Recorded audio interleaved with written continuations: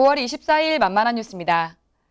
장애인의 사회 참여 확대와 소득 보장을 위한 재정 지원 장애인 일자리 사업이 근로기준법상 연차 휴가 규정을 위반한 것으로 드러났습니다.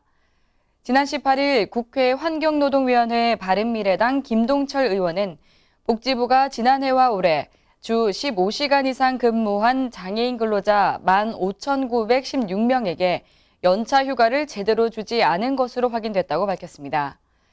개정 근로기준법 제60조 규정에 따르면 계속근로 연수가 1년 미만인 근로자에게는 1개월 개근 시 1일의 연차 유급 휴가를 줘야 하고 1년이 되는 시점에서는 추가로 15일의 연차 유급 휴가를 줘야 합니다.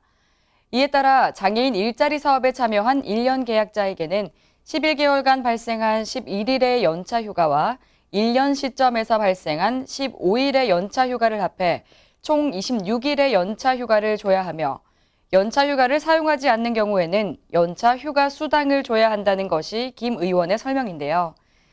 그런데 복지부는 여전히 근로기준법 개정 전 규정을 적용해 연차 휴가를 15일만 주고 있는 것입니다. 김 의원에 따르면 고용노동부는 복지부의 지침이 근로기준법 위반에 해당한다는 입장을 전달했지만 복지부는 관련 법령 취지 등을 감안해 법 적용 여부에 대해 좀 더 면밀히 검토한 후 처리 방안을 결정한다는 입장입니다. 현행법상 1년 동안 쓰지 못한 연차 휴가는 수당으로 정산해 지급해야 하고 그러지 않을 경우 사업주는 임금체불로 진정될 수 있기 때문에 복지부는 지난해 일자리 사업 참여자의 미사용 연차 휴가를 임금으로 보상해주지 않으면 안 되는 상황입니다. 이와 관련해 김 의원은 정부가 고용률 제고를 위해 재정지원 일자리 사업을 묻지마식으로 확대하다 보니 사업 부실은 돌아보지 못했다며 복지부는 근로기준법 위반에 대해 장애인 일자리 사업 참여자에게 사과하고 미지급 임금은 즉시 보상해야 한다고 밝혔습니다. 다음 소식입니다.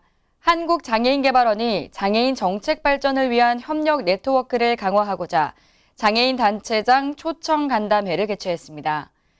개발원은 지난 18일 오전 한국장애인단체 총연맹과 한국장애인단체 총연합회 등 23개 장애인단체장이 참석한 가운데 서울 여의도에서 간담회를 열었습니다. 이날 간담회에서는 지난해 장애인복지법 제29조의 2가 신설됨에 따라 개발원 신규 사업의 법적 근거를 마련하고 조직 진단과 중장기 발전 계획 결과를 공유하는 시간을 가졌는데요. 아울러 개발원이 지난 6월부터 추진한 한국장애인개발원 신규 명칭 공모전 결과와 명칭 선호도 등을 설명하고 장애인단체장의 의견을 수렴했습니다.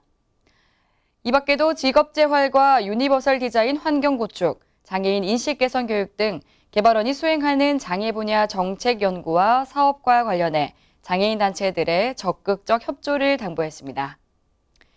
이 밖에 자세한 사항은 웰페어 뉴스 홈페이지와 장애인신문, 복지TV 뉴스를 통해 확인할 수 있습니다.